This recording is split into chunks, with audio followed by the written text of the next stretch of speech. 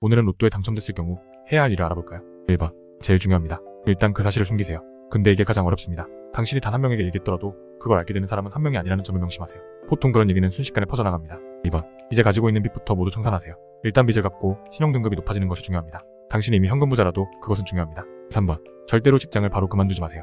당신의 직속 상사가 이 세상에서 가장 싫은 사람이라면 오히려 그걸 즐길 기회가 됩니다. 로또가 당첨된 후 파산한 사람들의 가장 큰 공통점 중 하나가 바로 직장을 그만둔 것입니다. 정신적으로 나태해지면 안 됩니다. 4번. 당장 돈을 쓰지 마세요. 어떤 전문가들은 최소 6개월 정도 기간을 두라고 합니다. 돈이 당신을 지배하는 것이 아니라 당신이 돈을 이용해야 합니다. 그러려면 공부와 시간이 필요합니다. 5번. 아마도 당신은 투자나 자금 운용에 대해 문외한일 가능성이 높습니다. 이런 큰 돈이 없었으니까요. 이제 당신의 지위에 자신을 맞추세요. 돈에 관한 강연을 듣고 책을 읽고 공부하세요. 로버트 기요사키의 부자 아빠, 가난한 아빠 같은 책으로 시작하는 것도 좋습니다.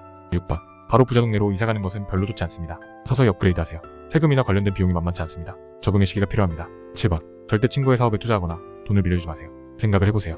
돈이 될 사업이었으면 당신이 부자가 되기도 전에 이미 투자했을 겁니다. 정 돕고 싶다면 그냥 주세요. 다만 이 경우도 비밀 지각서가 있으면 좋습니다.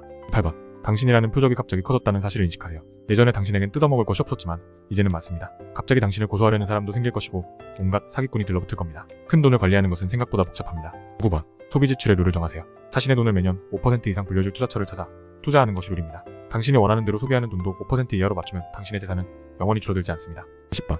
건강에 투자하세요. 그 돈 다 쓰고 죽어야죠. 11번. 아이들을 보호하세요. 당신이 갑자기 부자가 되면 아이들의 인생도 바뀝니다. 12번.